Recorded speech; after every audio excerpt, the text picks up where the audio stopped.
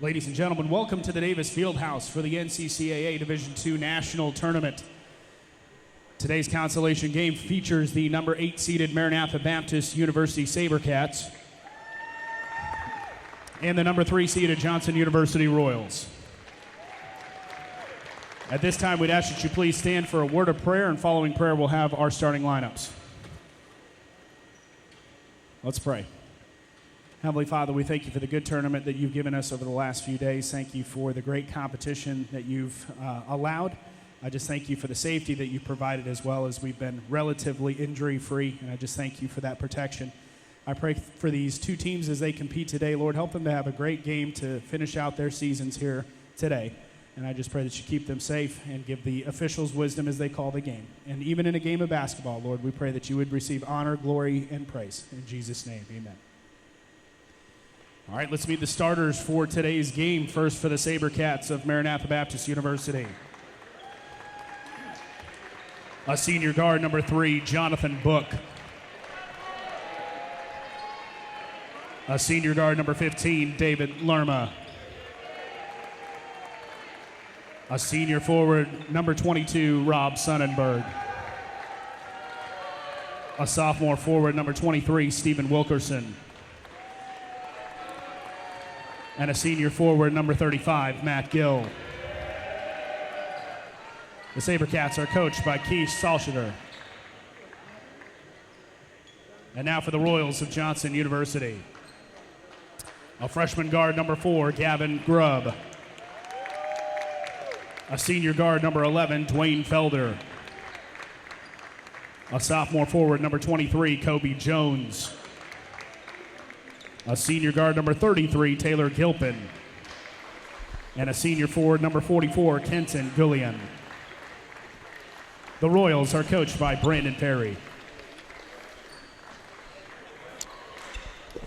Our 10th game of this men's national championship, and it pits number 8 Maranatha, number 3 Johnson, two teams that really were hoping to play at 6 p.m. tonight for the national championship. Great Lakes and Grace Christian in those spots. The Crusaders proceeded to hit 15 out of 30 from three-point range yesterday in an 81-61 win over this Maranatha team. Isaiah Reed, third-team All-American, 20 points, 6 assists, and Grace Christian took care of Johnson last night, 75-51. The Royals were the number 1 scoring team in the country, averaging 93 a game. They scored only 51 last night, and that's why the Royals are in this third-place game this afternoon as well. Just underway. Johnson, the higher seed in the home gray with the blue numbers. Maranatha, the dark blue, is the 8th seed with the white numbers and the gold trim, and that was Taylor Gilpin with the first points of this game. The lefty, the runner, better than 2,300 points in his illustrious career that was capped off by a Maravich Award on Tuesday night at the National Tournament Banquet. Much deserved. Another Johnson player that wins that award, Gunnar St. John, won it just a couple years ago, and that 3 no good, but an offensive rebound by Kobe Jones. Jones playing with a stress fracture. At one point, Brandon Perry said, Rick, it may not be. Boy, if you watch Kobe Jones for about 2 minutes, watch him for about 15 seconds, you can tell exactly what it is. But maybe he would not go today, with this being a consolation game, but that is not in Kobe Jones' DNA, as Matt Gill just put it in and he was fouled. Bucket is good for Matt Gill. The foul is on Kenton Gullion, the senior out of Portsmouth, Ohio. It's his first team first as well, and the senior from Rockford, Illinois. 4-year player Matt Gill in the books with his first 2. Gill bends the knees and fires good. So 3 the old-fashioned way for Matt Gill, and it's now 4-3. The lead is 1. Into the lane, Gilpin, no good. And a rebound taken away by Maranatha.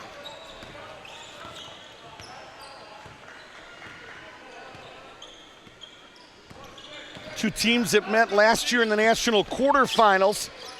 Maranatha lost that game 90-73. Taylor Gilpin at a game-high 27 points on 10 of 17 shooting, and about an 18-footer right there out of the hand of Rob Sonnenberg. Sonnenberg had 12 and 8 on Thursday. Was not as effective yesterday, but SaberCats have taken their first lead here early. It's 5-4. Gullion into the lane. Started out on a track scholarship over at Ohio Christian before making the move to Johnson University. Dwayne Felder, his first three-point basket. Felder shooting 38% on threes. It's his 10th make of the year. And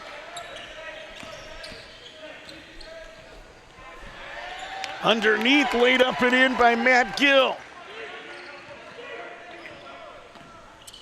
So Matt Gill dropped it in for points 4 and 5, and it ties this game at 7 apiece. Underneath, shot up close, no, but he was fouled and will shoot 2. See who they charge this to. It's going to be charged to 22. Rob Sonnenberg.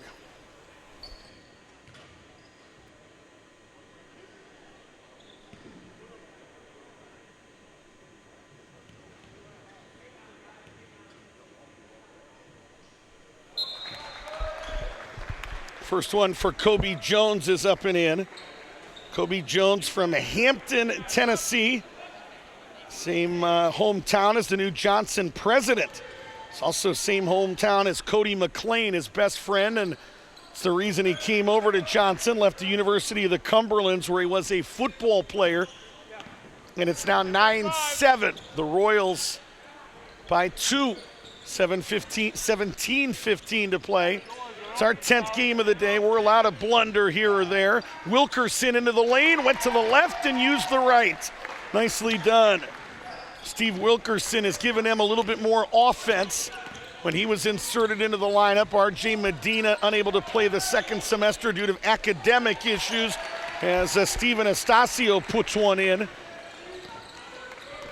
Makes it 11-9.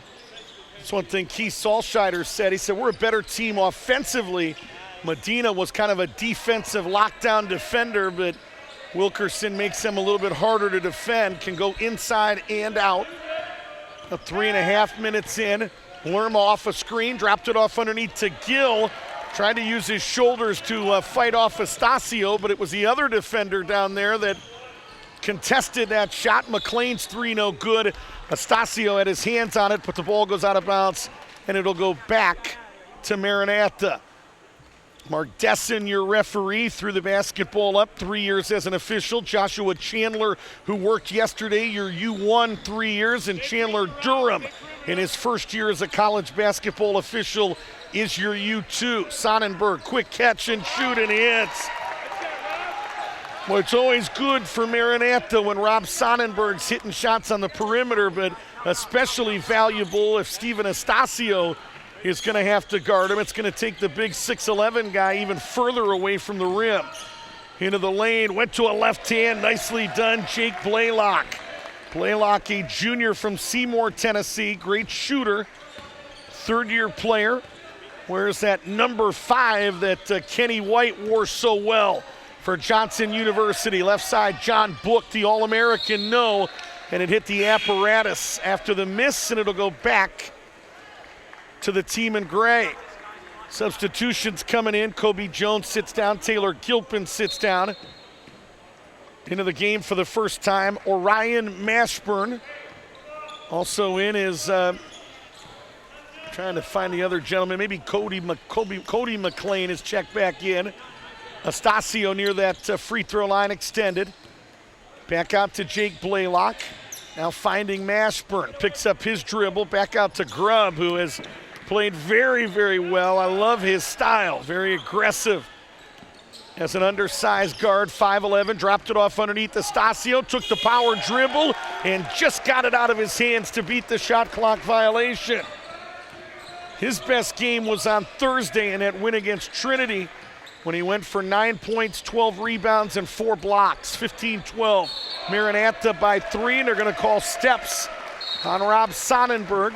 Turnover is going to give it back to Johnson. SaberCat substitutions. We get our first look today at Aaron Sanders, the freshman out of Bentonville, Arkansas. David Lerma will sit down.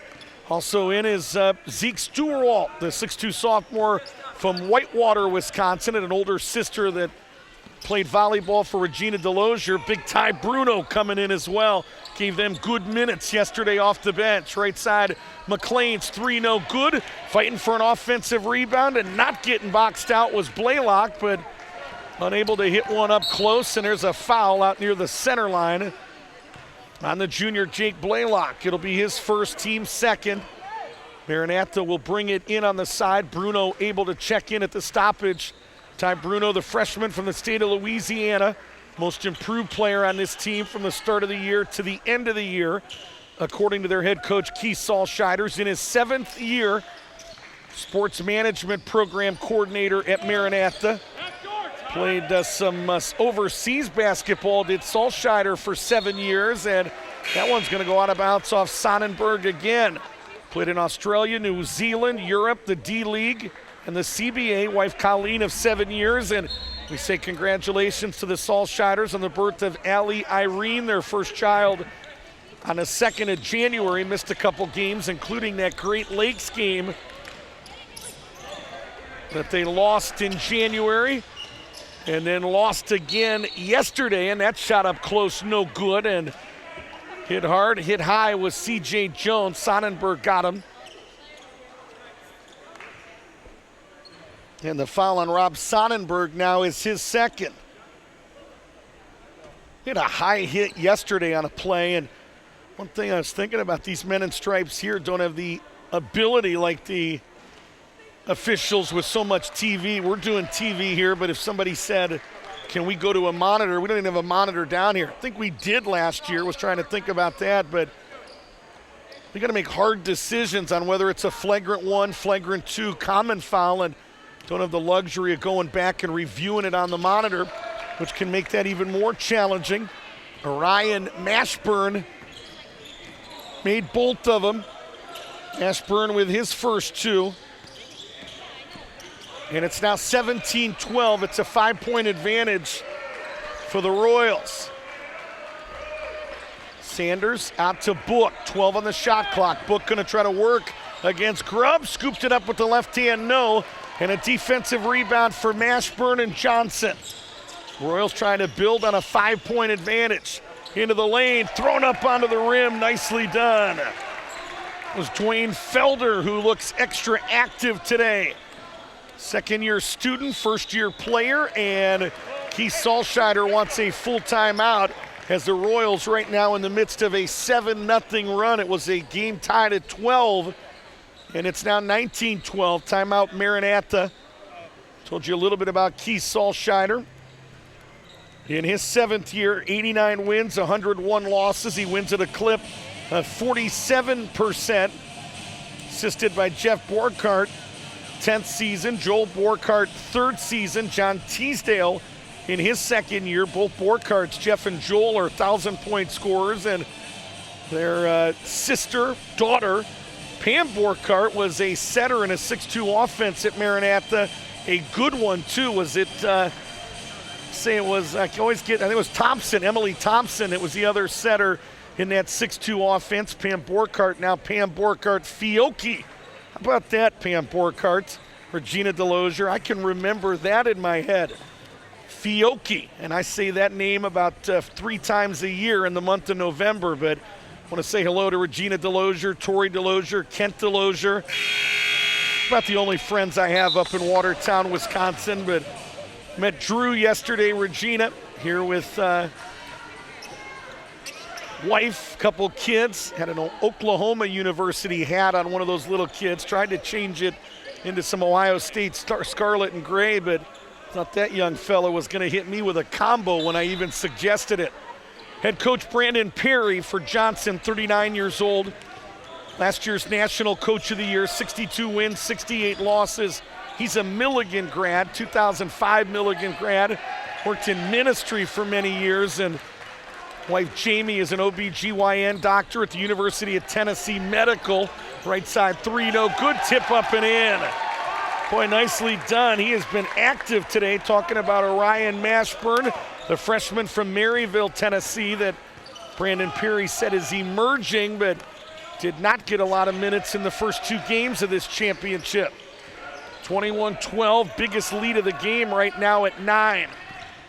Talking about a guy that has had kind of inconsistent, not production, but inconsistent minutes. It's a guy that just scored right there. Ty Bruno did not score at all on Thursday and was a huge factor yesterday in that loss to Great Lakes. Here's Gullion, nation's best three-point shooter at 51%. Had good rotation on that one, but it came up considerably short. Royals have led by as many as 9. They lead by 7 here, and they're going to get a blocking foul on 21.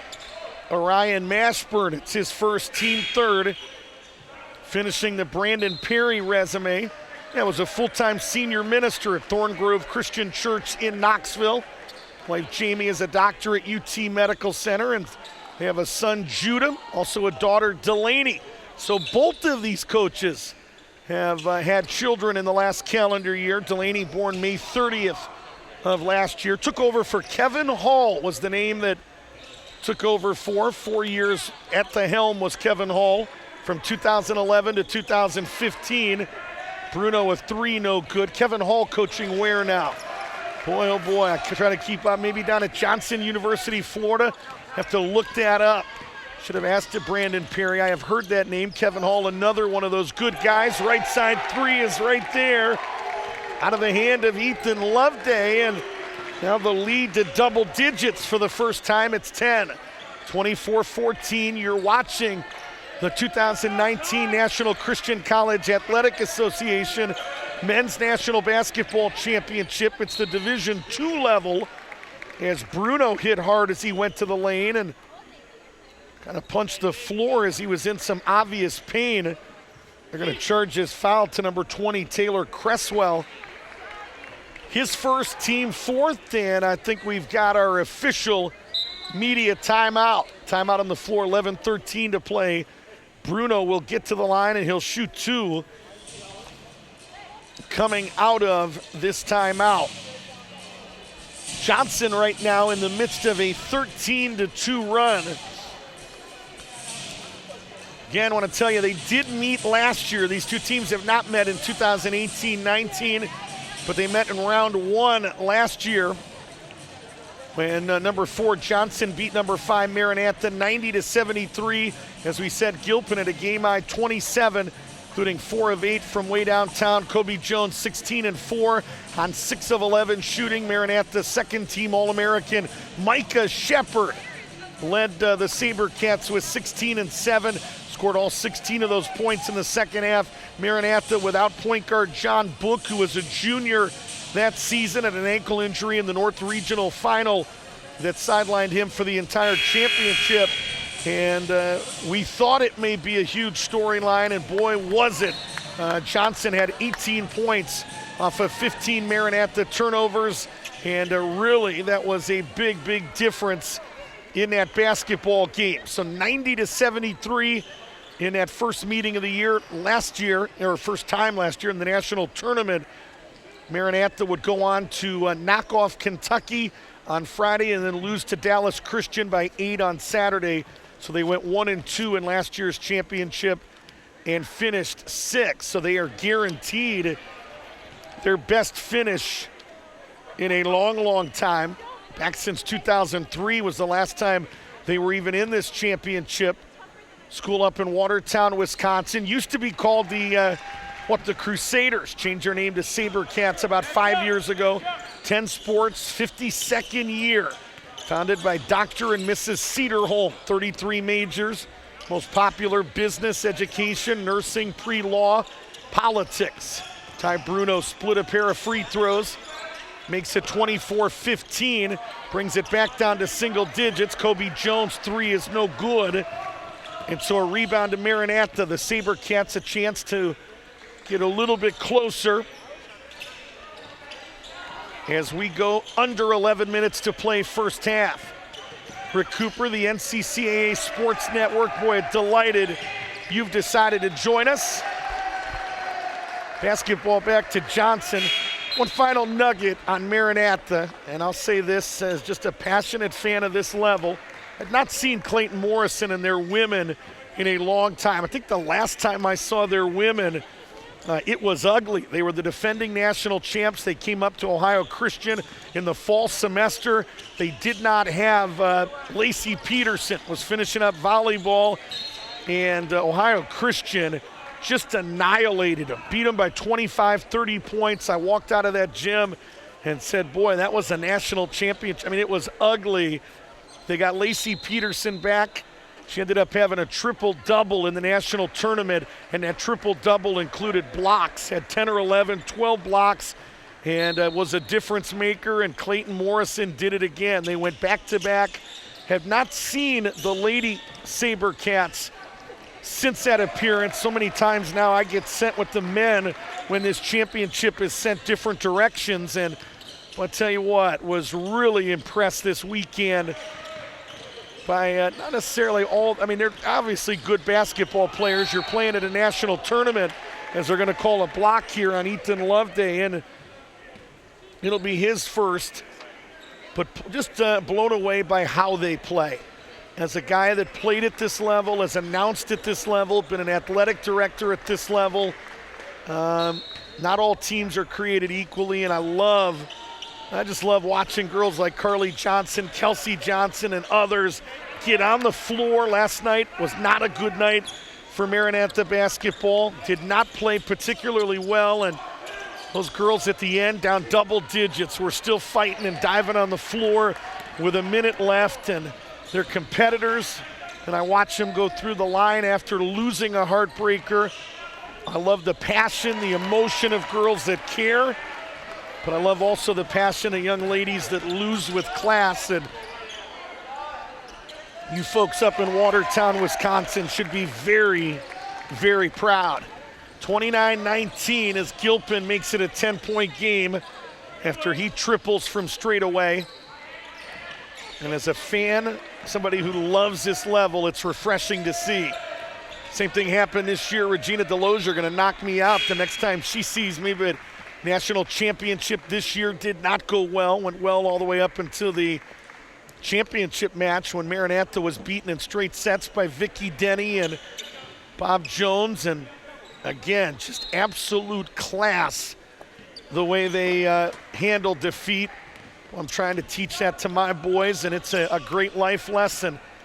I'm the most competitive son of a gun you have ever met. I hate to lose, but at the end of the day, I'm going to shake your hand when I do, and that's a hard lesson for young people in 2019 to balance, to compete, to not quit, to play a full 40 minutes, and at the end be able to look your opponent in the eyes and shake their hands and say, well done. And boy, they are teaching that up in Watertown, Wisconsin, and I loved watching it.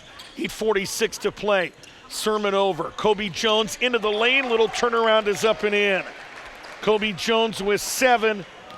Young man that plays on the golf team with Taylor Gilpin and Cody McLean. Sounds like they dig up a little bit of dirt according to Brandon Perry, but we in the Cooper family do as well. 31-19. It's a 12-point game. Johnson in the midst of a 10-3 run to go back up by a dozen. Lerma left side to Book. Book with 5 on the clock, try to avoid Estacio, and in the process of doing so, he shuffled the feet. John Book next to Steven Estacio. That'd be a great photo op right there. Kind of those two had their arm in arm on each other. John Book at 5'9", Steven Estacio at 6'11". 25 on the shot clock, nearing 8 minutes to play in the opening half. Number 8, Maranatha, in the dark blue with the white numbers, the gold trim.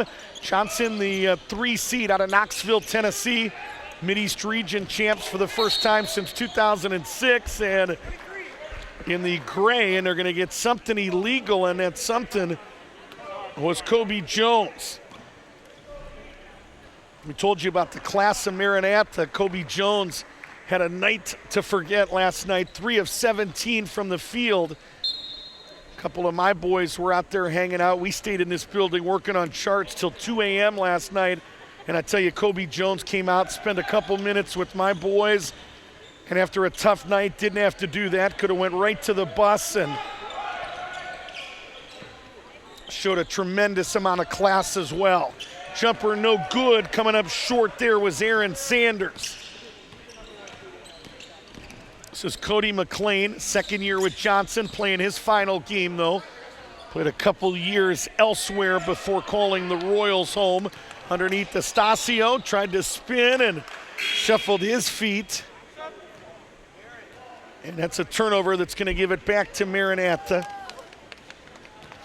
Yeah, Cody McLean played at NAIA Tennessee Wesleyan for 2 years. Somebody was asking me off the air about Steven Estacio, the big 6'11 kid. Don't remember him from last year, and that's because it's his first year playing, but he's played 2 years elsewhere, so he'll have 1 more year to come back and play. As Gill had his pocket picked, but he grabbed his own miss. Here's Lerma from 17, no good. David Lerma's had a couple 20-plus point performances, and they're going to get a loose ball foul here on Steve Wilkerson. Foul on Wilkerson is his first, team second, with 6:52 to play. Lead is a dozen, 31-19. So you're going to get a healthy Kobe Jones back. Another year for Gavin Grubb, who you love what this kid brings to the table. You throw in a little Estacio underneath as he caught it and tried to flush it on a designed alley-oop on a back door, but he could not finish. Obviously, they're going to lose Gilpin, they're going to lose McLean, but some pieces coming back in Knoxville. Obviously, that ARC recreation complex that they're going to open up is going to do nothing but enhance recruiting as well. Wilkerson back out to Lerma. Lerma into the lane, kicks it left baseline to Book, his little 8-foot runner. Put it up over the big fella and dropped it in. John Book with his first 2. Had 16 points and 5 rebounds along with 6 assists on Thursday night at a Team 19 in their regional final win at Emmaus.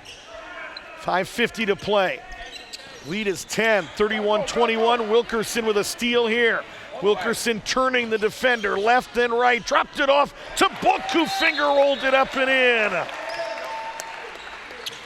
Brandon Perry going to call a timeout after the made basket, and maybe that's the best way you deal with Steven Estacio, is to say, let's just run and beat him down the floor. And boy, a lot easier for John Book on a finger roll at 5'9" when Estacio's trailing about 8 or 10 feet behind him.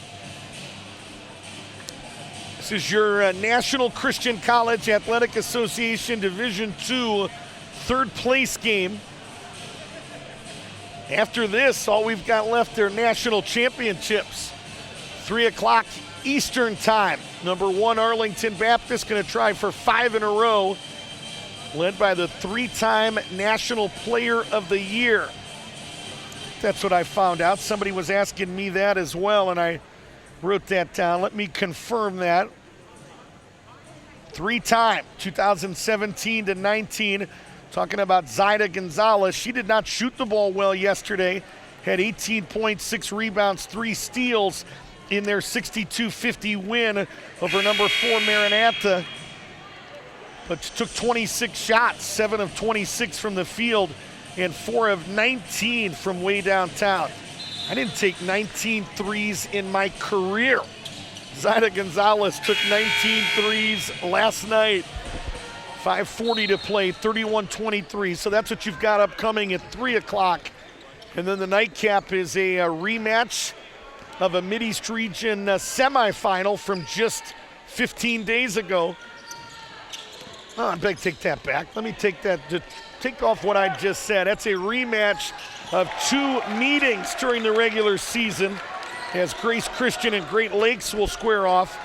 Tigers won the meeting up at Little Caesars Arena in Detroit. They played before Detroit Pistons game. Did Great Lakes and Grace. Things getting a little bit chippy over there in the corner, and they split up a couple guys. Looked like it was Matt Gill maybe and 21 Orion Mashburn. Mashburn's been chippy on a couple plays, and Gill always kind of works his butt off, as Keith Schallscheider put it. One of those gutty guys that He's going to mix it up and give you everything he's got, and sometimes that leads to interaction with the opponent. Right now, Men in Stripes talking about it, and we'll see what they come up with. Looks like it's just going to be, what they call here, Price Cooper? They call just a common foul?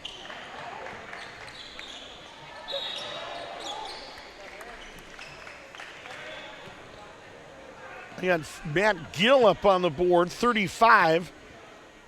And then I'm a little bit perplexed as to what just transpired there. You're my spotter, my man. You're fired. First one up and in for Aaron Sanders. Sanders with his first point.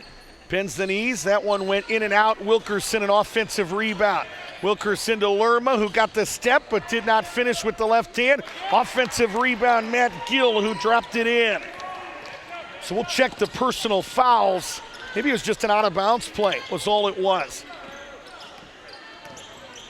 Gilpin, Mashburn, left side. Little attack and then retreats.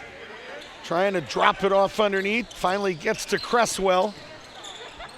Into the lane, Mashburn, and he doesn't like the call, and he may or may not have walked, but I can tell you this, he was out of control getting into the lane, and that makes the Men in Stripes call that much easier to make. See a guy just barrel in with his head down, dribbling. I'm going to call a travel every time. 34-26, 4.5 minutes to play. Left baseline, it's Book. Book working against Gilpin. Attacks, feeds Matt Gill, who hits a three. We've got Matt Gill with a dozen. Really got after it defensively this year, was their best defender. Keith Salscheider said Gill won a couple games for him with his tough defense. In a couple games he was taking on NAIA defenders, and some contact there as Sanders took it and dropped it in.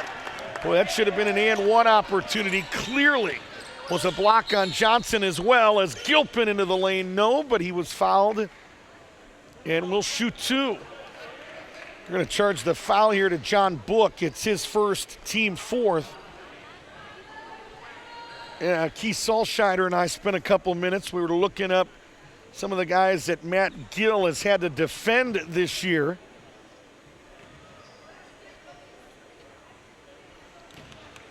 Modesto Britton was one of them that we found, 25 a game, was held to only 12 points. UMAC first team performer, held preseason All-American Colin Kennedy to 15 points.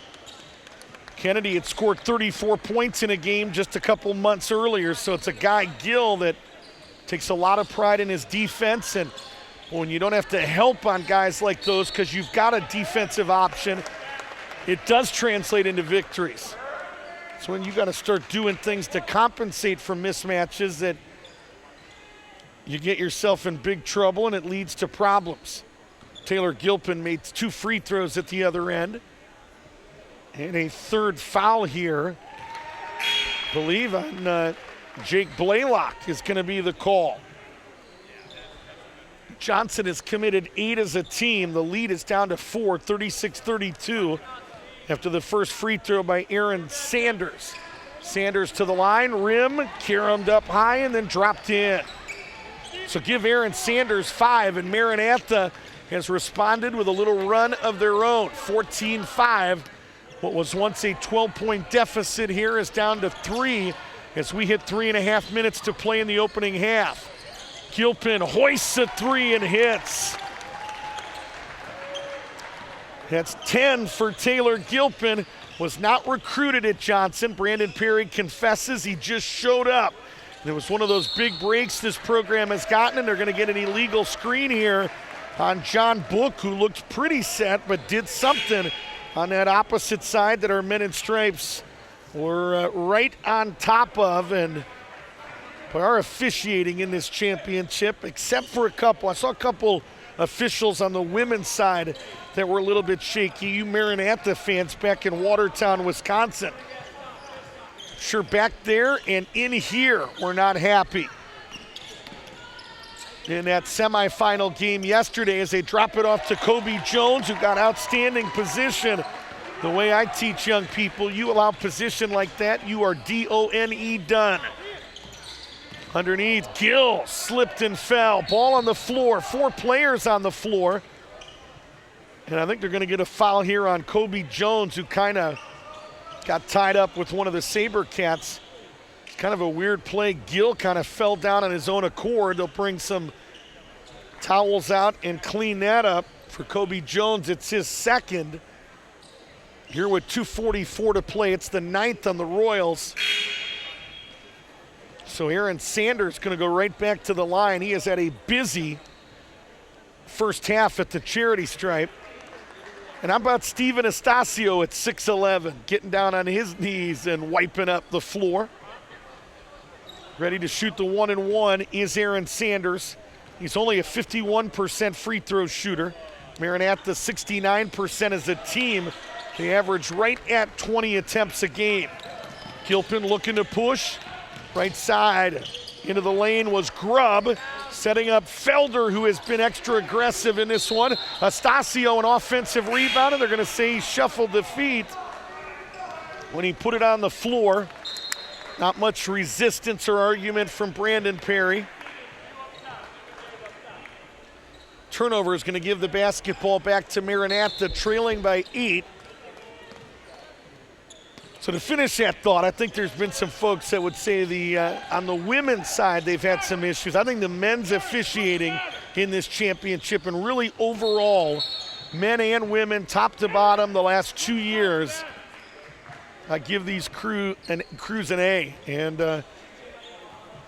one of the things I like about these crews here, unlike some of the other places you go, this crew out on the floor right now, a great example. Mark Desson, Joshua Chandler, Chandler Durham.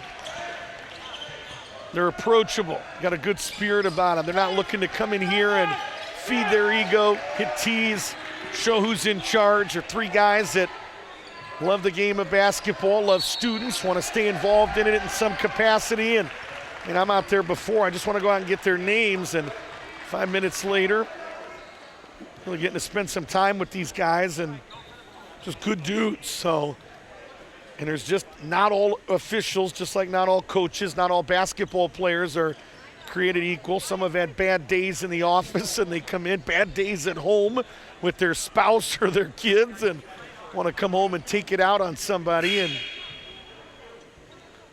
haven't seen much of that. Haven't seen any of that in this championship. Matt Gill just got called for the foul. It's his second. It's only number 6 on Maranatha, so no free throws here. Under 2 minutes to play first half. A couple guys that have been named All-Americans in their career. Gilpin last year, Lerma this year. Into the lane, Grubb scooped it up with the left hand and put it in. You folks in Johnson are tired of me saying it. He is so good at getting to the rim. Can't imagine trying to stay in front of him defensively.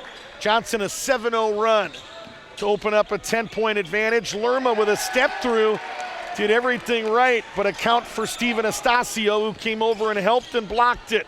Grubb into the lane. Wilkerson hit him hard, and Grubb will shoot 2.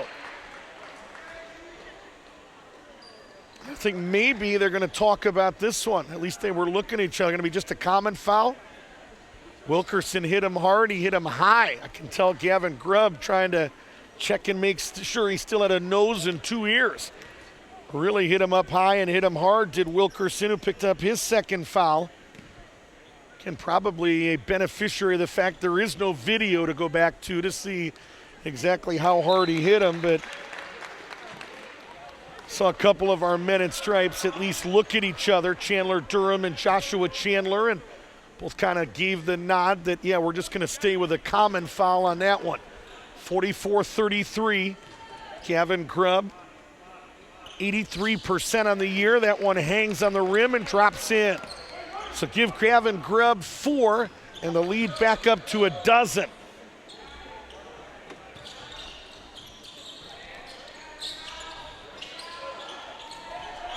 Shot no good. Estacio on the floor again with Bruno. Basketball ends up getting loose, and what? Going to say somebody maybe had a foot on that baseline, and it's going to stay here with Maranatha. Good effort. Love when All-Americans get on the floor, and love when 6'11" guys get on the floor first, too. Steven Estacio wiping up the floor a few moments ago, and now creating another mess as he dives for that loose ball and making that lady over there work, the hardest working woman in show business right now. Having to clean up that area under the rim continuously from all of these guys continuing to fight. And that says a lot about these programs. Two teams that wanted to play tonight at 6. Some of these third place, fifth place games can be absolutely brutal. And right now, two teams that are giving an awful lot of energy to their final game here in 2018-19. Let's see, thanks to Fine Designs. They're the official apparel company of the NCCAA. They are here on site selling customized NCCAA apparel from this championship. Got a great logo for this championship. Also have got some designs with the names of the teams that you can put on the shirt. Just lots of cool stuff. And just because you're in Watertown or Wisconsin or Knoxville, Tennessee, doesn't mean you have to be shut out. You can go to finedesigns.com and learn more about how you can acquire NCCAA championship apparel. That left side 3 is right there. If you end up calling a location, they've got some of the multiple locations. There's a branch in Charlotte that is actually the one that is here represented on site. So if you have any issues at all, you want to try to find that Fine Designs location out of Charlotte, North Carolina, as Grubb hits another 3. Gavin with 7, and it's 48-36. The lead back up to a dozen. Final 10 seconds. Appreciate Fine Designs. FineDesigns.com. Jumper no good, tip no good by Adam Milliken, and an offensive rebound by Wilkerson, who was fouled with exactly 3 seconds to play.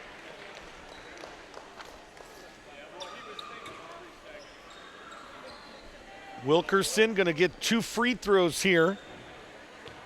And the foul is on Brandon Toro, who has checked in. Does not get a lot of minutes, has not played in first 2 games of this championship, and the first one is no good. Brandon Toro, 2-year player out of Rome, Georgia, was their contestant in this year's 3-point shootout here at Bob Jones. Second one is no good as well.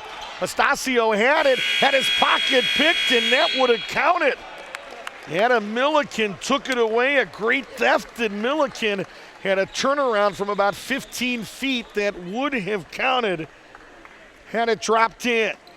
Instead, it doesn't. We're at the intermission here at Bob Jones, the third place game. The Royals go on a 12-3 run to end the first half, and they lead 48-36 here at the intermission. Number 3 leading number 8. Halftime here at Bob Jones University. Want to say thanks to Elise Yorgi, making us look good and sound good, and that's a tough task, Elise Yorgi. We're going to send it back to our crew back at our network headquarters. Going to play some promotional videos, and we'll join you at about the 2-minute mark with a look at the first half stats and kind of set the table for what's coming up tonight. Is right now on your screen the number 1 seed from Arlington Baptist going to come out and get some shots. Our next game at 3 o'clock local time when number 1 Arlington will take on number 2 Pensacola. Halftime here in Greenville, South Carolina. It's men's national championship basketball presented by Integra Bank. Trust and integrity have been the pillars of Integra Bank since 1922.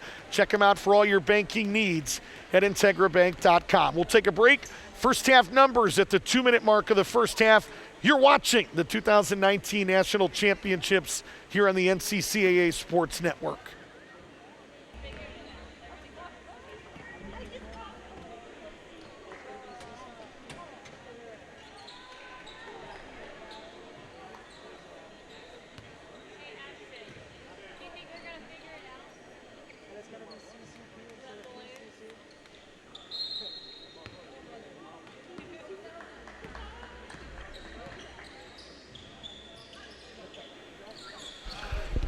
Just underway here in the second half. Rob Sonnenberg had a shot up close. It was no good, and the reason it was no good is somebody fouled him, and that somebody was Taylor Gilpin, the Maravich Award winner, who was trailing on that cut. And so Rob Sonnenberg, 40 pounds lighter, and this is senior season, will go to the line and shoot 2. Told Sonnenberg's story a little bit yesterday. Had a broken leg. They had to insert an 8-inch rod into his leg back as a freshman, and some question whether he would walk, would he play basketball again. Worked his tail off to put himself in a position to continue to play college basketball. And has again worked his tail off, and as Keith Saltscheider said, really rededicated himself to his love for the game of basketball and has had a terrific senior campaign. Grubb into the lane, missed it up close, no good, and I think he was a little frustrated at the lack of a foul call. Book to the other end, no. Tip by Wilkerson, no. Felder had a rebound, and he was fouled by Rob Sonnenberg. Third on Sonnenberg, first on the team. Foul on Taylor Gilpin a moment ago was his first, team first. Lead is 11 right now, 48-37. Johnson led by as many as a dozen in that first half. Little pick and pop to Gullion. Now shows screen and then dives to the rim. It stays in the hands of Grubb. Eventually finds Gullion, tries a step through that Sonnenberg got a piece of, and it's taken away by Maranatha. Book looking to push, dropped it off last minute to Ty Bruno, who put it in. Boy, nicely done by John Book. He is so fast with the basketball. Maybe sometimes a little bit too fast, but maybe sometimes it's just the way he races up the floor. Maybe he's under control the entire time. And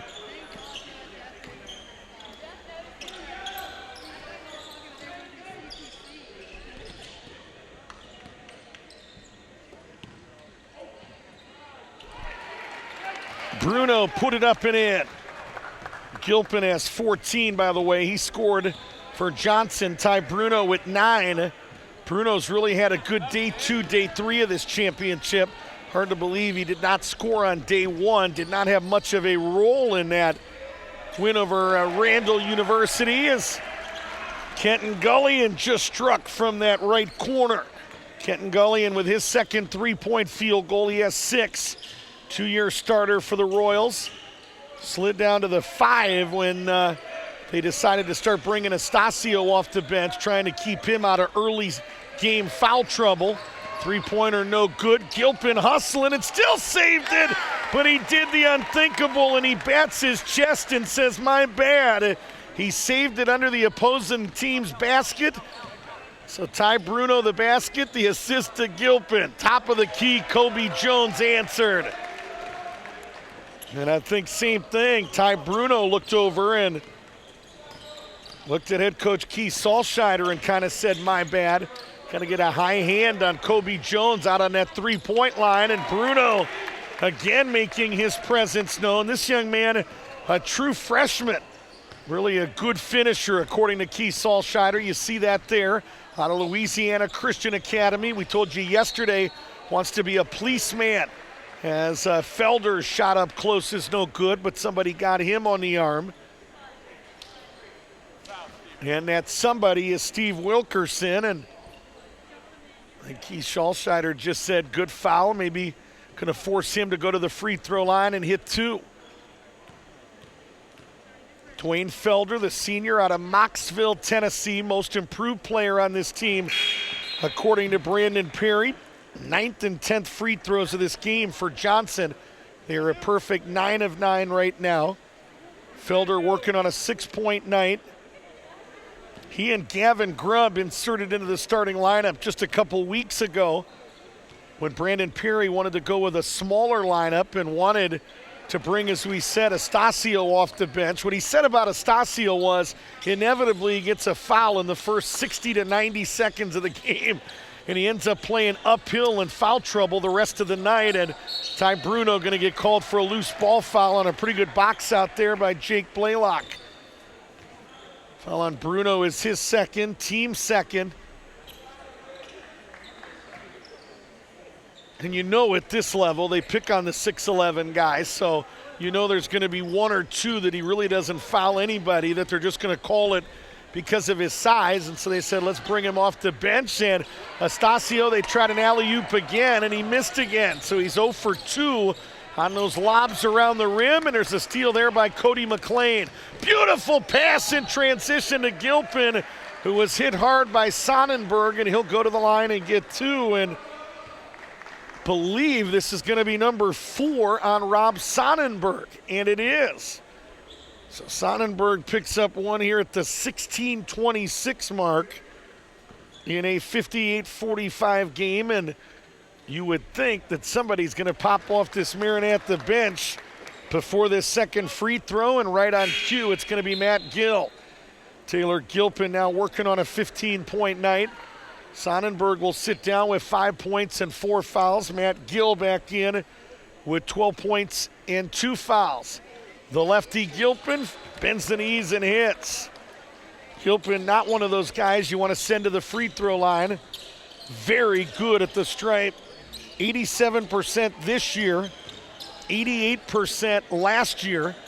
Told you about his 48-point game where he scored 28 of his 48 at the stripe.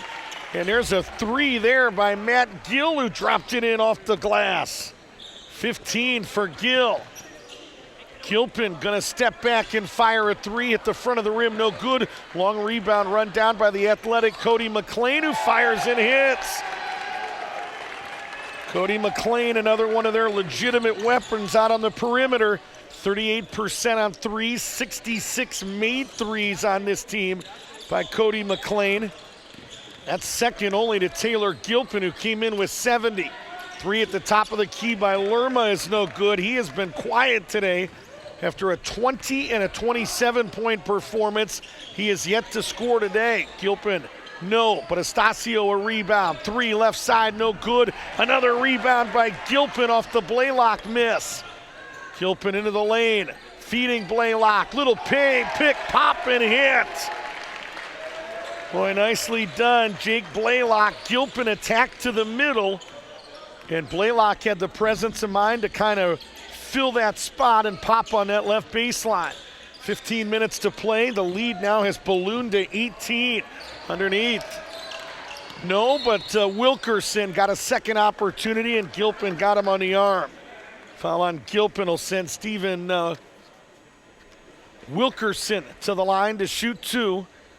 Wilkerson, the sophomore out of Dallas, Texas, has a guy that really has emerged the last 2 seasons, according to Keith Salscheider.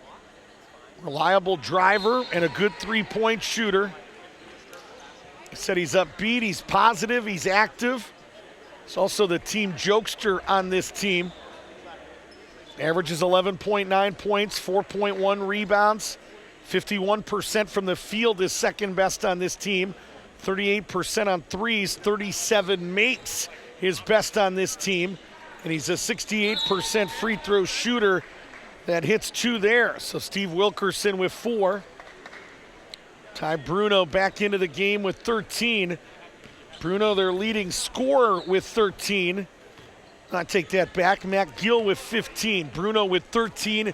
They account for 28 of Maranatha's 50 points in this game. Johnson led by 16 from Taylor Gilpin. Right side 3 by Cody McLean is right there. Obviously, Kobe Jones fighting through it. He has 8 points in this game. So some other guys going to have to step up and rise up for Johnson if they want to finish this one off. Gill into the lane. Nice step through. Good footwork, but he did everything but finish. Out top of the key, that's the 3 by Sanders is no good. Gullion. McLean, 3, hits again. Boy, Cody McLean with 3 of them here in the second half. And all of a sudden the lead is 22. And it's because the Royals are on a 12-2 run right now. They have taken a 12-point advantage up to 22. Into the lane, Book. Nobody stopped basketball. He went to the left hand and put it in. John Book now with a half dozen. Their leading scorer at 12.8 a game. Leading assist man as well. 4 assists a game. Second team All-American. homeschooled kid from the state of Arkansas, and an offensive foul on Ty Bruno. Jake Blaylock giving them good minutes tonight. Blaylock getting more of an opportunity. Orion Mashburn, another freshman, getting more of an opportunity. Lerma going to sit down. Obviously a huge storyline. David Lerma, 27 earlier in this championship, 20 in this championship, but tonight he has yet to score.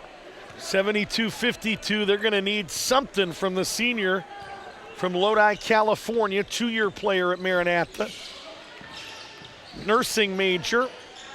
Round the horn to Gullion on the baseline, fires a three, no good, and booked the rebound. Quick outlet and transition is to Milliken, who put it behind the back and dropped it in. Well, that was very nice. Tremendous upside, according to the Maranatha coaches. Into the lane, Grubb feeds Gullion. 17-footer is right there. Kenton Gullion with 8. Scholar athlete, 2 times with the NCCAA. During 12 and a half minutes to play, lead is 20 as they feed Matt Gill, who faces up and fires no good, and up high to grab it was Orion Mashburn out of Maryville, Tennessee. Really feel like his best basketball is ahead. Really a big upside for Mashburn as well. McLean, and a hold is going to be called here on 24. Adam Milliken, it's his first, team 4th. The National Christian College Athletic Association, celebrating 50 years as an organization, was established to promote outreach and ministry and for the enhancement and promotion of intercollegiate athletic competition, all with a Christian perspective. You can find out more by visiting the nccaa.org. And that one tipped by Wilkerson on the inbound, but I think Sanders tried to move with it without absolutely possessing it. It's one of the main mistakes that a lot of young players make on a loose ball. First thing you got to do is grab it as Wilkerson hits a three. Wilkerson did everything he was supposed to on that inbound by deflecting that inbounds pass, but you can't run to it and start trying to dribble with it and getting up the floor. The first thing you got to do is secure the pumpkin, and they're going to get an illegal screen here on Gullion, and that's absolutely the right call. Had kind of gotten up there to set a screen and then rolled, and in the process of rolling to the rim, just ran over one of the defenders, and that's an illegal screen on Gullion. It's a push on the senior from Portsmouth, Ohio. It's his second and the team's second. Media timeout, we'll take it with him. You're watching the 2019 NCCA Division II Men's National Championship presented by Integra Bank. More from Greenville, South Carolina coming up next here on the NCCAA Sports Network.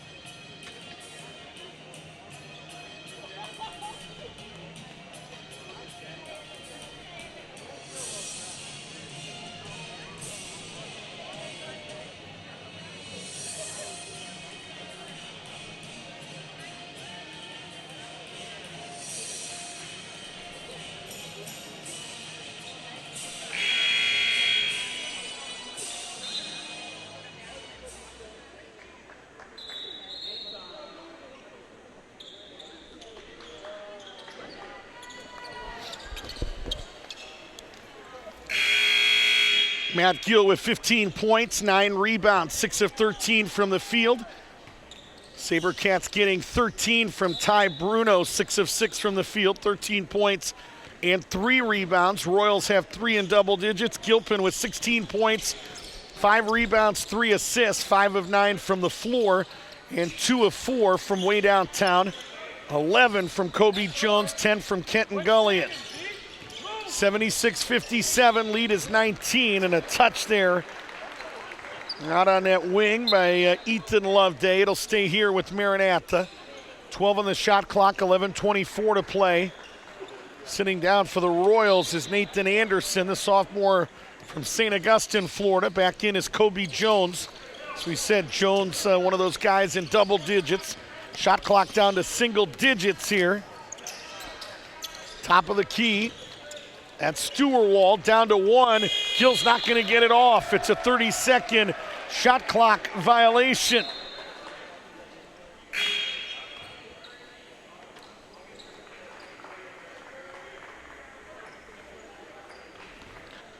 (76-57), 11-11 to play in our third place game. Everything left after this one has the words national championship in it. Number 1, number 2 on the women's side. Arlington and Pensacola, as Gilpin nearly had a 4-point opportunity. Zeke Stewart ran him over out on that right baseline, trying to close out and contest, which is a point of emphasis with this SaberCat team, but got a little bit too aggressive on that closeout. And they're going to say Gilpin was still in the act of shooting, so he'll get 3 free throws here. Taylor Gilpin now with 17. Number 1, Arlington Baptist. Number 2, Pensacola Christian. 3 o'clock the scheduled start time with that basketball game. Chris Sheeman, pride of Padua High School up in the Cleveland area, now resides in Myrtle Beach, South Carolina. I have the call for that national championship game, and I'll be back with you tonight at 6 for a Mid-East region matchup for a national championship. Number 2, Grace. Number 4, Great Lakes. And foul here is going to be charged to 22. Ethan Loveday, it's his second, team third. And to the line is Aaron Sanders, the freshman out of Walmart country in Bentonville, Arkansas. First one is up and no good. They could have met at Little Caesars Pizza Arena. 2 teams out of the state of Michigan. There's no reason to come to Greenville, South Carolina to play for a national championship. Could have booked another prelim before or after a Pistons game and had the rubber match up there in Detroit. Second one is good for Aaron Sanders. He's got a 9-point night working, averages 5 coming in. Underneath, it's Estacio. They double down on him. Boy, I thought he had a lane to get to the rim and didn't take it. Underneath, Gilpin to Estacio. They tie him up again, and they're going to call a jump ball, and the possession arrow will keep it here with 10:25 to play. You know, there's certain angles you're supposed to throw passes, you know, to the post, at the block. It should be from that same side wing, that kind of stuff. When you're playing with a guy 6'11" at the NCCAA 2 level, you don't have to follow any of those rules. Gilpin just kind of threw now they're going to talk about this. They reset the shot clock on that jump ball, and one of the men in stripes don't like it. He says, let's take it back to 10. Chandler Durham directing traffic with our crew. Now we're going to take it to 20, which after the ball was brought in, they're going to put it at 19. Are they satisfied or not? Joshua Chandler and Chandler Durham talking about it right now. 10:24 is right, and they wanted 10 on that shot clock, which is where it was. So if the ball had been knocked out or something, there would have been a reset. We would have taken it to 20, but instead it was just a jump ball, so it stays at 10. Great baseline, shot clock down to 1. They're not going to get one off, and they're going to say a shot clock violation. I think 2 of our men in stripes were going to play on and say Maranatha had possession of it by the time the horn sounded, and the other one said They had not established clear-cut possession, so we'll call the violation and bring it in on the side. Justin Blake, first time we have seen him tonight. Big 6'9" kid, and he shuffled the feet trying to attack against Estacio, but I kind of say it in jest. When you're playing with a guy that's normal size, you've got to follow the rules of passing. When it's Estacio, Gilpin was kind of dribbling from the top of the key to the left wing and kind of just threw it up into the lane, and you trust the big fella going to be able to go up and get it. Into the lane, double pumped, and what? We're going to call a foul here. And that foul, I believe, is going to be called on Zeke Stewart. That's his second, team 5th. So it'll take number 3, Curry Cody, 2-year player. Very limited playing time, but It's an opportunity to get some of those guys in. Did not play in this championship last year due to an ankle injury. Talking about the sophomore from Cosby, Tennessee. About 45 minutes from the Johnson University campus. But gets an opportunity here, and the second one is good again. So Curry Cody, his first points in a national tournament. Taylor Gilpin will sit down as Gavin Grubb is back in. Grubb back in with 7. Gilpin will sit down with 19. The lead is 23 as we go under 10 minutes to play in our men's national tournament third place game. Two teams that came up a little bit short, and they're going to get Estacio on a foul here in the land of the Giants.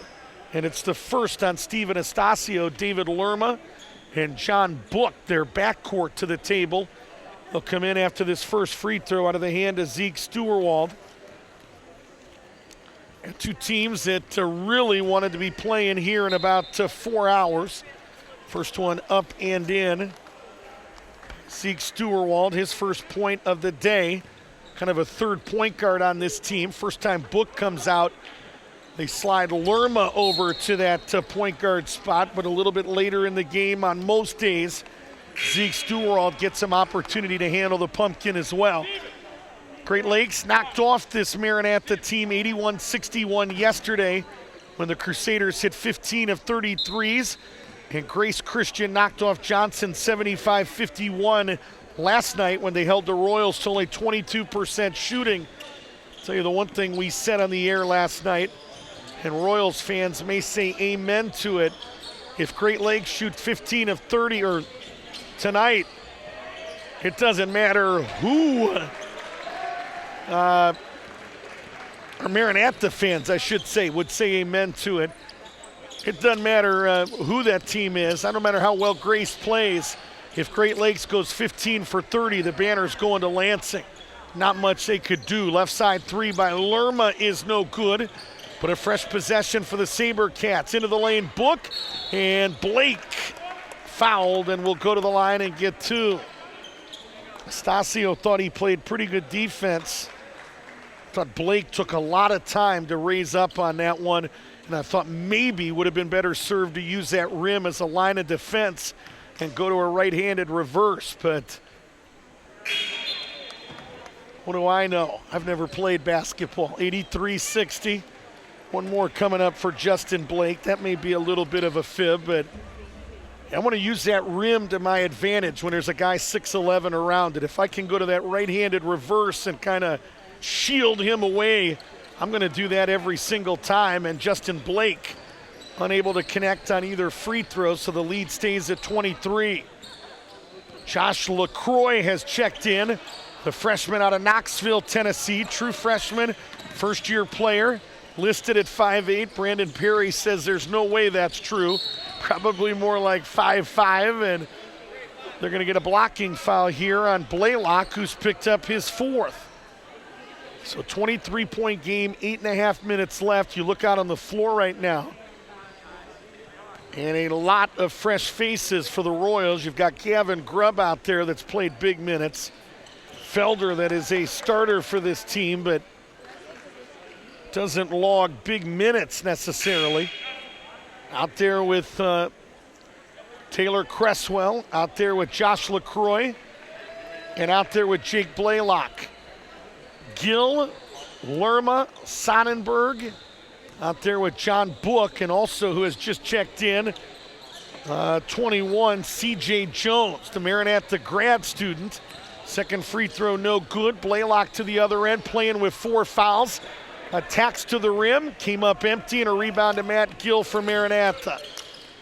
Gill out to Book. Left side, it's Lerma. Sonnenberg, a pretty good look, and he hits. They gave him space. Keith Salscheider last year said he's got a Larry Bird look to his shot. Gonna need some more of those Larry Bird threes to kind of find their way back into this basketball game, trailing by 19 with under 8 minutes to play. Gill looking to work into the lane, used those shoulders well, and dropped it in for 2. So a little mini 5-0 run here has made it a 17-point game. Felder spun and maneuvered nicely and put it in. 9 for Felder. Came in averaging 5. Book tried a no-look pass that was intercepted by Felder. Looking to push, left side, Blaylock, his 3 is right there. Those are points off turnovers. Brandon Perry gonna call a Johnson University, Tennessee timeout. So 88-66, the lead. All of a sudden at one point it's 16-17, and you're thinking maybe this at least could possibly get interesting, and you miss a basket at one end, you get a bucket at the other, you get a turnover at one end, and you watch Jake Blaylock make you pay, and all of a sudden it's back up to 22, the biggest lead of this game. Integra Bank is our title sponsor. I want to say thanks to some of our other NCCAA national tournament sponsors, talking about Aramark, Bon Secours, Pepsi, and Servant HR. The NCCAA celebrating 50 years as an organization established to promote outreach and ministry and for the enhancement and promotion of intercollegiate athletic competition with a Christian perspective. Find out more by visiting the NCCAA.org. It was Rob Sonnenberg who dropped that one in. He's into double digits with 11. Mashburn, left side, 3 by Blaylock, missed badly, and Matt Gill the rebound. So the lead is 20. Lerma back to Sonnenberg, shows 3, 1 dribble, nicely done. The 1 dribble pull up, and Book just stole it and dropped it in. So 8 for John Book. Just like we said a moment ago, another 6-0 run for Maranatha. And it's once again a 16-point game. Underneath, little fadeaway on the rim, no good. Out of the hand of Taylor Cresswell, the sophomore. It's a 5-on-4 advantage. To the baseline, Lerma, second-team All-American, and he hits. David Lerma with his first points of this game. Played 2 years at Delta State, a JUCO out near Sacramento. Nursing student. One of the few places that would give him a shot. The only place, according to his dad, would allow him to play college basketball and juggle the nursing program. And that shot up close is no good. Maranatha with a little bit of life here. Book a little stop, Book a little start, but he missed the bunny. Boy, that was beautiful. Would have cut it to 11. Instead, at the other end, they're going to call a block. Are they going to score the basket? They are. Boy, those are the kind of plays that will absolutely kill you. Foul is on 35. It's Matt Gill, his third, team sixth. Got our media timeout. Who made that basket down here? Did you see? We'll find out when he steps to the free throw line in a minute for an and one opportunity. But the bucket is good for the Royals. Used to be the Preachers. Used to be the Preachers and the Evangels at Johnson. My first slip. Apologies to the folks in Knoxville. 90-75 with 5:38 to play. But boy, Book does everything right at that end. A little stop, a little start. He gets the defender to raise their hips. He raises, goes to the rim. And if he puts it in, it's an 88-77 game with 5:38 to play. But instead he misses, and it's an and one opportunity at the other end. Johnson, as we said, first region championship since 2006. They have been in this championship as an at-large, but not as a region winner since 2006. It was 21. Orion Mashburn had put the basket in. He has 9 and will look for 10 with the free throw, and he does drop it in. So Mashburn with 10. Cody McLean going to come in for him. Kobe Jones coming back into this game. And Gilpin is as well, so maybe Brandon Perry going to pull some of these guys out and let them be recognized, and maybe he's saying, I didn't like the fact that nearly got down to 11. Gill shot up close, no good. Good hustle by Gill, just outworked 2 of the Royals. Sonnenberg stepped into a 3, no. And an offensive rebound to Lerma. Lerma attacks and kicks to Book. Book into the lane, double pump, no good. Battle down there, Gullion had it, and they're gonna get a kickball on Rob Sonnenberg. It'll give the basketball back to Johnson. The Royals lead is 16.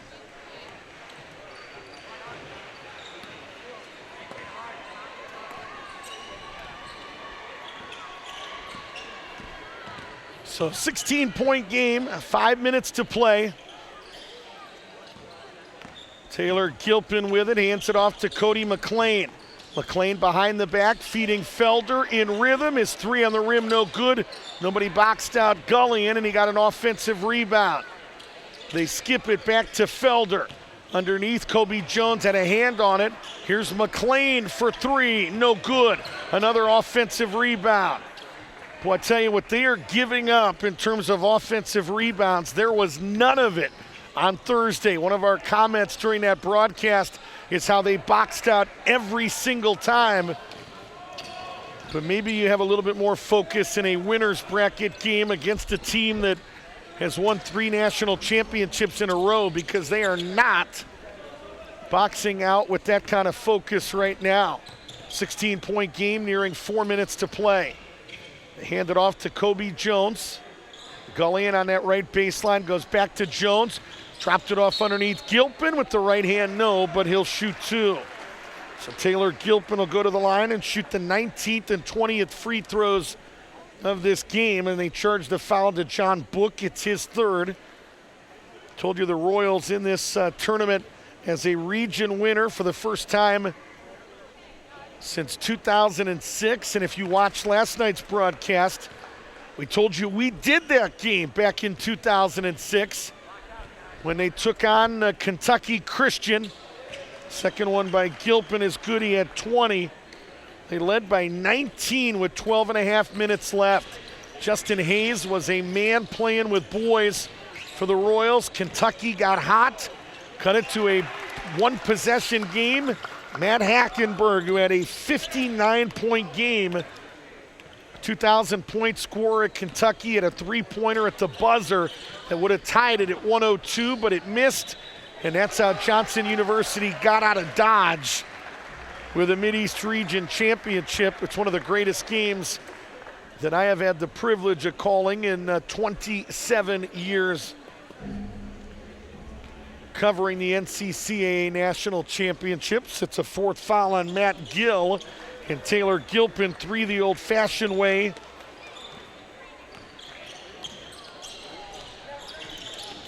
And Gilpin now working on, I think, a 26-point night. You Johnson Royals fans, stick around. There's one other story, one other memory of a great basketball game in this program's history that I would not be doing my job as a play-by-play guy if I didn't share with you. We'll share it at the next stoppage. That 102-99 game, though, one for the ages. Cody McLean back out to Gilpin. They rotated around to Felder. Felder into the lane, scooped it up, no. Gill, a defensive rebound. Outlet to Book. Book looking to push, tried to find a cutting C.J. Jones, the grad student out of Houston. But that pass a little bit off the mark, deflected out of bounds off of Jones. Milliken is coming in. Has John Book, the senior from Mountain Home, Arkansas. It's a standing ovation from SaberCat Nation, along with his teammates. Second team All-American, 4-year player, 4-year starter, and their leading scorer at 13 a game as Gilpin just hit on that right wing. Unofficially, Taylor Gilpin tonight with 29 points in his final game. Lerma's 3 no good. Ball batted around. Matt Gill, an offensive rebound, and I think Keith Salscheider is going to bring a sub in as well. Zeke Stewart is going to check in and join a couple of the reserves for Johnson. Brandon Toro, the senior out of Georgia, going to come in as well. Sanders back in for Maranatha. Also making, I think, his first appearance of the championship, maybe the freshman Taylor Ball out of the state of Arizona, played at Tri-City Christian out there in the Phoenix area, and allows them to recognize second-team All-American David Lerma, two-year player, second-team All-American. Quick catch and shot off the inbounds. No, ball batted around, and Sanders picks it up and drops it in. So the lead is 19, and the Royals closing in on the century mark, which would be the first time in this championship that we've seen triple digits. No, I take that back. Randall 101-76 yesterday in that consolation game against Arlington, and basket is good by Adam Milliken, and he used his body to create an and one opportunity. Foul on Gilpin is his third.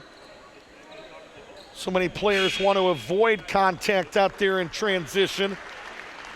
And the way you run that play is you lead into that defender with that inside shoulder and almost force the men in stripes to have to make that call, and that's exactly what Adam Milliken did right there. It was well done. Milliken, a freshman out of Houston, and he makes the free throw. So Milliken now with three. He's a freshman out of Houston. Strength is his three-point shooting. He's had a little bit of trouble with decision making in this his freshman year at the college level on the court. Obviously, there's a lot of growing pains for the usually for the true freshmen as they make the move from the high school level to the NCCAA. And Maranatha, dual affiliate, they're playing a heavy dose of NCAA three schools as well. Shot no good, the putback no good by one of the Saber Cats, and a rebound to Johnson. Minute 45 to play.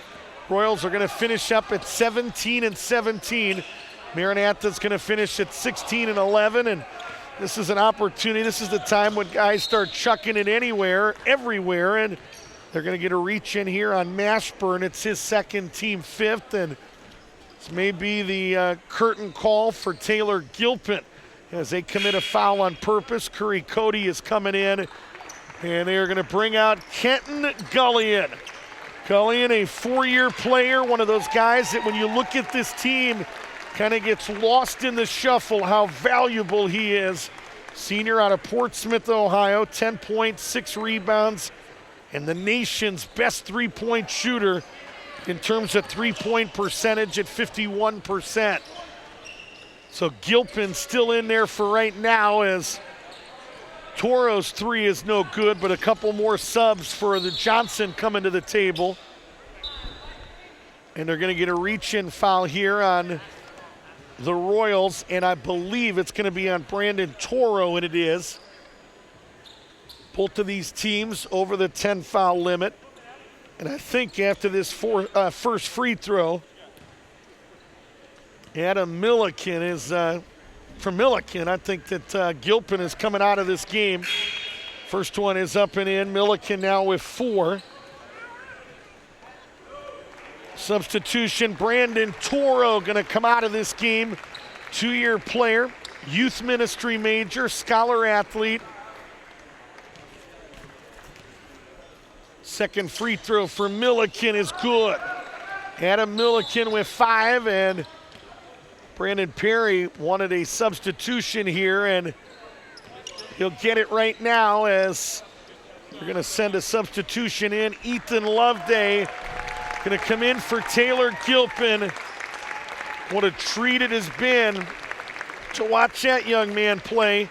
We told you earlier he quote-unquote just showed up. Boy, Brandon Perry hopes a few more like him show up. Young man who gets it done in the classroom, gets it done in his walk with the Lord, and third on that list, gets it done in the game of basketball. And that's why Tuesday night he was recommended as the guy that, or honored as the guy that does it all the best, balancing that stuff and exuding and representing Jesus as your Maravich Award winner, Taylor Gilpin out of Johnson University. And going to call a foul here on 21. Ryan Mashburn, and Milliken going to go back to the line and shoot more free throws. First one is up and in. Adam Milliken getting his money's worth. 6 points here in limited action. 98-85. Second one, rim backboard, rim and in. So Adam Milliken with 7 unofficially. The SaberCats now 17 of 28 at the stripe. Right side three is right there by Curry Cody. So Cody with 5 points in limited opportunities. We're under a minute to play. Right side three looked good out of the hand of Taylor Ball, but a little bit too strong, and rebound Royals. About an 11-second differential, shot clock and game clock. Left baseline, they bring it back out with Loveday. Skips it to the corner to Cody. Cody tried to attack and drive, ball loose, and it's picked up by, you guessed it, Milliken. Milliken to the left side, and they're going to say it a foot on that sideline, and it'll go out of bounds. Want to say while we're on the air, in game, thanks to both of these head coaches. Keith Salscheider on a busy week, spent a lot of time with us. Brandon Perry, he actually says he loves talking to us. The highlight of his year, because it means he's punched his ticket to the national tournament. Final 5 seconds of our third place game, and the Johnson University Royals finished 4th in the nation last year. This is their best finish in school history. 1984, they finished 4th. 2008, they finished 4th. So a third place finish in 2019 is a record-setting finish for the team from Knoxville, Tennessee. So Johnson University finishes at 17 and 17. Maranatha, the SaberCats, finish at 16 and 11. Johnny Gamet going to give out some awards here to these teams.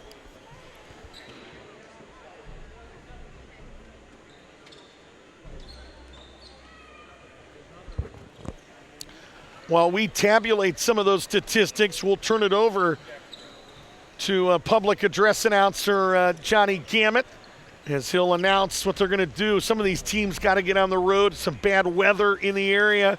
Randall has already left, and so instead of waiting to announce an all-tournament team after the national championship, they may still very well do that as a group, announce that, but they're going to present hardware right now just so some of these teams can, in fact, get on the road. So I think both of these teams will have the ability to select one player to that national tournament team. So we'll have a couple final stats for you, but right now we turn it over to public address announcer Johnny Gamet. I'd like to take this opportunity to recognize these two teams, as some have to get on the road to get back home. So please help us recognize the 4th place finishers for the men's tournament, Maranatha Baptist University.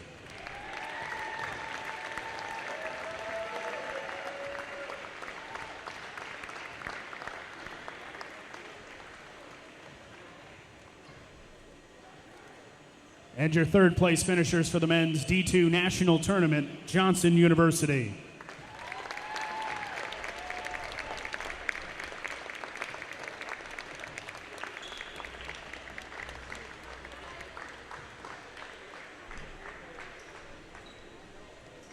We would also like to recognize one player from each team who has made the all-tournament team. From Maranatha Baptist University, David Lerma.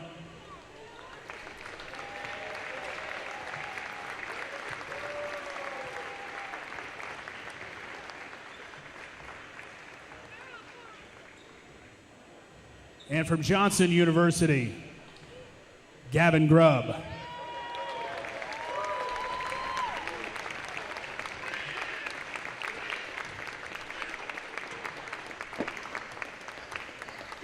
Fans, stay tuned. The D2 Women's National Championship up next between the Pensacola Christian College Eagles and the Arlington Baptist University Patriots. So David Lerma, the second-team All-American, 2-year player at Maranatha, had a 27-point night and a 20-point night coming into this third-place game. Finishes with 3 in this game, but named to the all-tournament team from Maranatha, and Gavin Grubb, the good-looking freshman out of Bristol, Tennessee. Brandon Perry calling him a huge piece for us this season.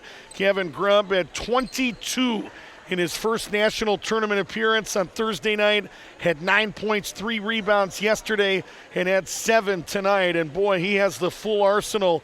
Can beat you shooting the three, can get to the rack, and just an aggressive young man. He was his all-time leading scorer at his high school, and you can tell why. Those kind of guys have a different demeanor, a different MO about them. They're just aggressive, fearless, and Gavin Grubb going to be wreaking havoc in that Mideast region and wreaking havoc in the NCCA Division II for a long, long time. Final scoring numbers in this game.